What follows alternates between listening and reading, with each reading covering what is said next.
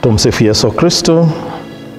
Ni Padre Alois Okodoi wa parokia la Mtakatifu Stefano Siopot. Tupo katika kipindi cha Kwaresma mwaka wa 2025. Na kauli mbiu ya mwaka huu wa 2025 kulingana na Baraza la Maaskofu wa Katoliki wa Kenya, tumealikwa tafakari juu ya Kenya tunayoitaka. Kama watu binafsi, sote tunayo Kenya tunayotamani kuwa nayo, Kenya ambayo sisi sote tunahudumiwa katika hali ya usawa, sote tunaishi katika amani, upendo na umoja, na ya kwamba kila mmoja yupo katika hali inayomridhisha. Na kutokana na hili, Nabii Mika anatualika kila mmoja wetu tujiulize swala moja, kwamba je, ni nini ambacho Mungu yuataka kutoka kwa kila mmoja wetu?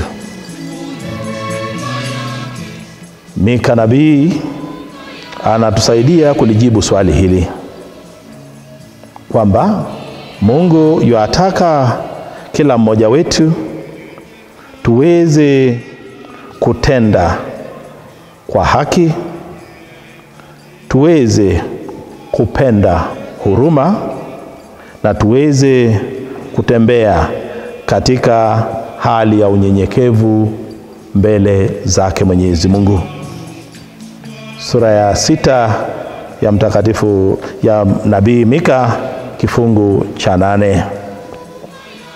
Na katika maisha yetu ya kila siku, tunapozungumzia juu ya hali ya kutaka, kwa mazungumzo ya kawaida, kutaka yamaanisha kutamani kitu kile ambacho chaninufaisha mimi ama chamnufaisha mtu kama binafsi. Lakini katika hali ya kimungu, kutaka ina maana iliyo ya ndani zaidi, kuwa na matamanio ya kutimiza yale ambayo Mungu yuataka. Basi kama ni kuwa na matamanio ya yale Mungu ataka, yamaanisha ya kwamba basi kwamba katika maisha yetu ya kila siku, kila mmoja wetu anapaswa kujali maslahi ya mwenzake, kujali maslahi ya jirani, kutenda na kuenenda kwa yale ambayo yanaweza yakamfaidi jirani. Basi kulingana na kauli mbiu ya mwaka huu, Kenya tunayoitaka, inatualika kila mmoja wetu tujiulize na tujiweke katika jukumu la kutaka kulijibu swala hili. Tunataka tuishi katika jamii ya namna gani? Ndivyo katika mada tofauti ya Jumatano ya kipindi hiki cha Kwaresma,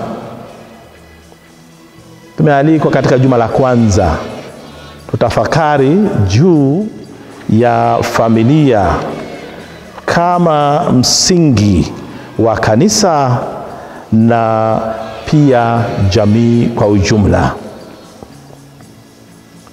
Tumelijadili swala hili kwa juma zima,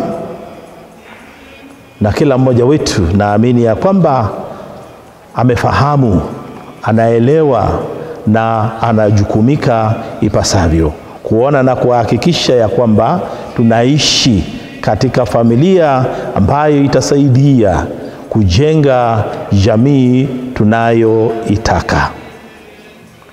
Katika juma la pili, wewe na mimi tunaalikwa tutafakari juu ya ufisadi. Ufisadi ambalo ni swala inalotukumba na tunayokabiliana nayo katika maisha yetu ya kila siku. Kila wakati neno ufisadi unapotamkwa, kila mmoja wetu kama Wakenya tunaelewa na tunafahamu twazungumzia juu ya nini. Na ufisadi kama swala ambalo limetukabili, limetukumba na pia limekuwa kama donda sugu katika maisha yetu ya kila siku, imefika wakati ambapo wewe pamoja nami twastahili na tunapaswa tulitibu donda hili. Tufanye jukumu na wajibu iwe kwa kila mmoja wetu ya kwamba swala hili wewe na mimi twalikabidhi jinsi inavyostahili, na iweze kuwa ni kwamba sio kero la kuendelea kutusumbua kila wakati. Kama jamii ya nchi hii, kama waumini wa kanisa, kama wana wa Mungu, sote tunayo wajibu, sote tunalo jukumu la kutimiza ili kukabiliana na swala hili.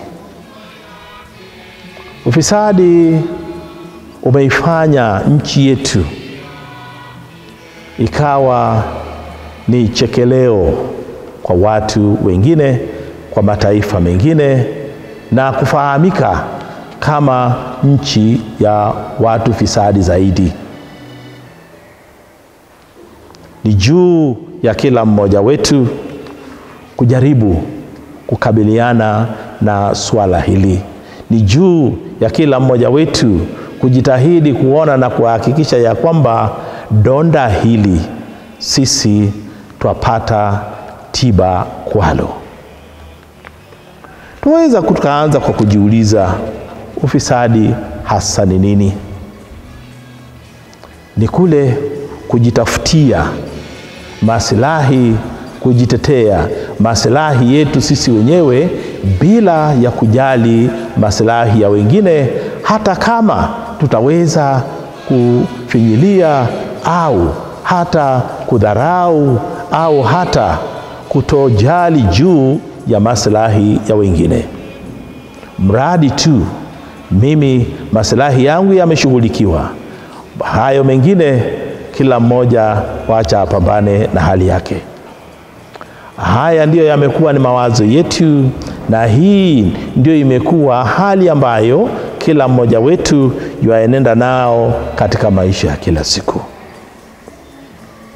Na swala hili la ufisadi limekita mizizi kiasi ya kwamba kuanzia juu ya viongozi wetu hata limewafikia wale watu wa chini kabisa. Cha kusikitisha ni kwamba imefika hadi mpaka katika familia zetu.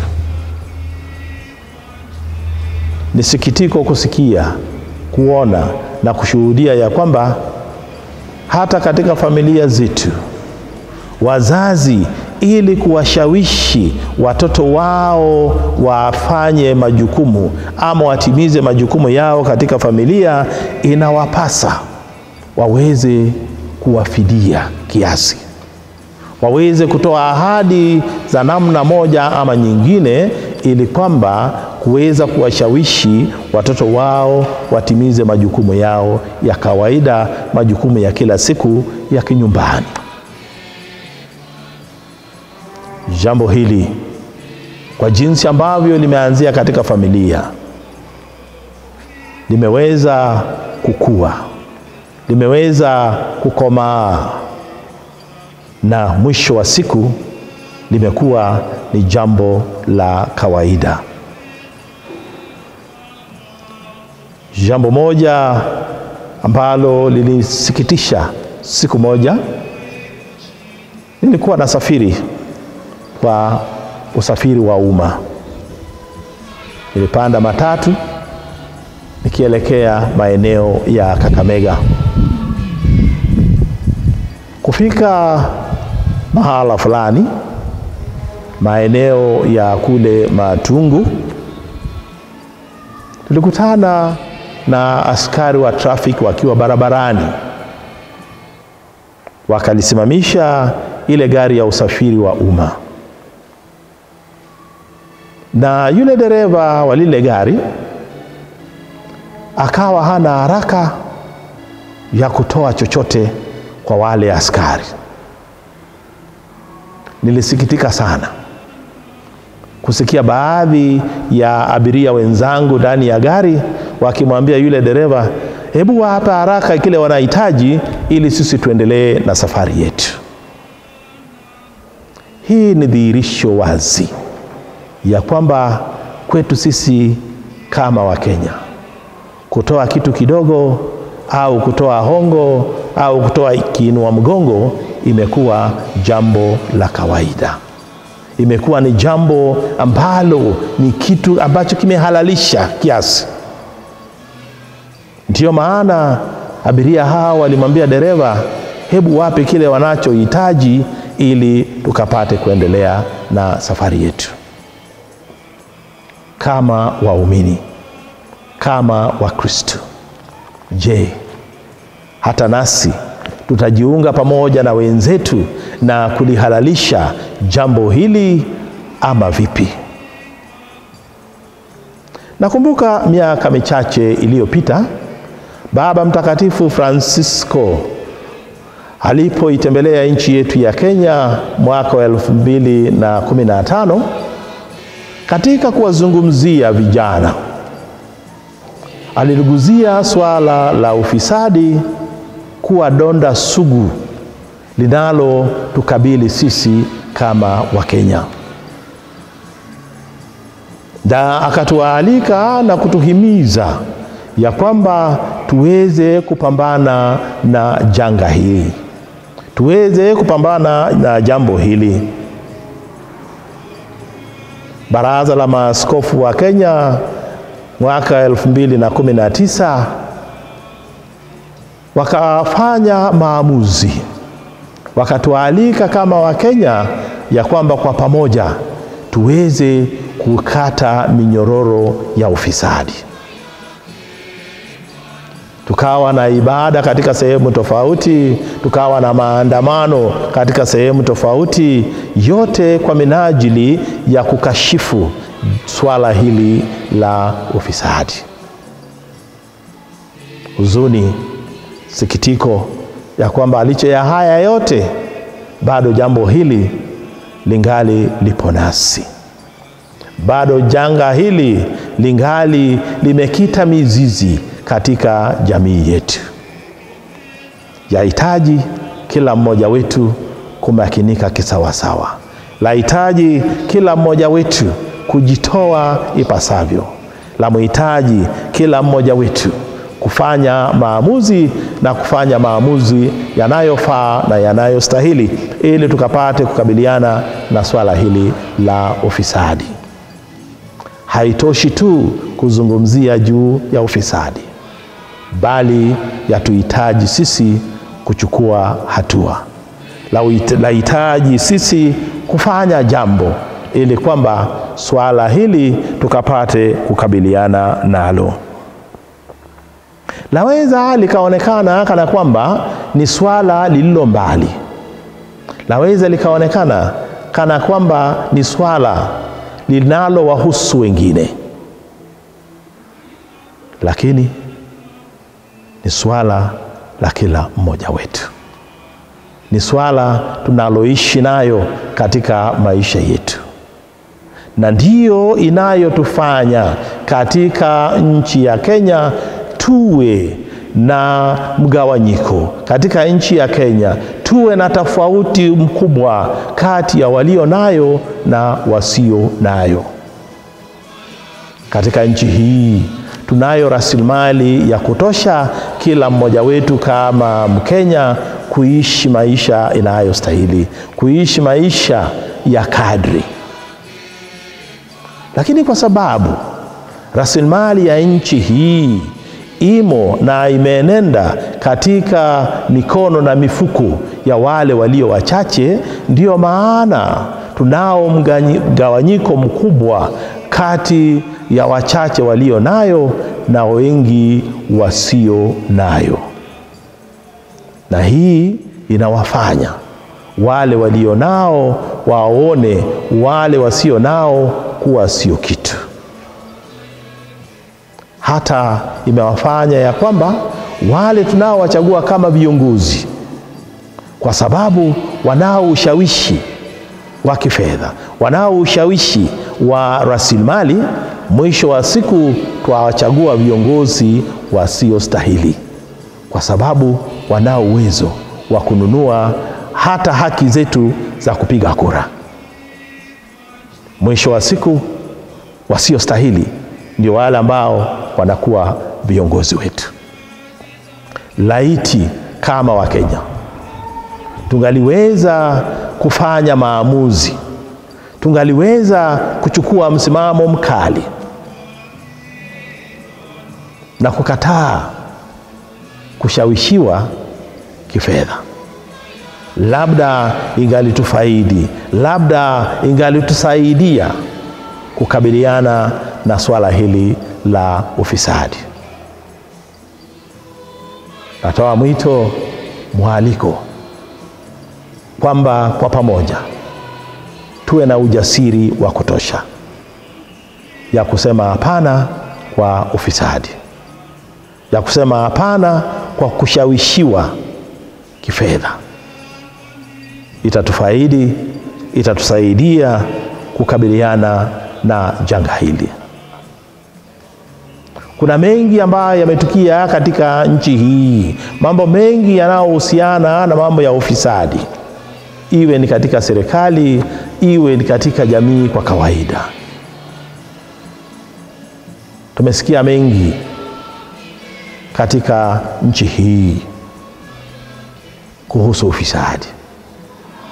Zungumzia juu ya Golden Bag, zungumzia juu ya Adani Deals, zungumzia juu ya masuala ya NHIF, zungumzia juu ya masuala ya NSSF, zungumzia juu ya masuala hata ya SHA kwa sasa, zungumzia juu ya masuala ya mambo ya elimu, zungumzia juu ya masuala ya wheelbarrow moja kununuliwa kwa zaidi ya shilingi 1,100.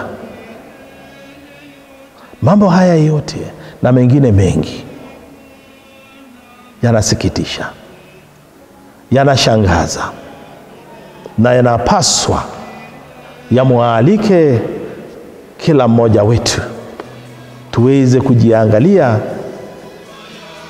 na kujiangalia vyema, na tujiulize, je, kweli tunataka kuishi katika Kenya ya namna gani?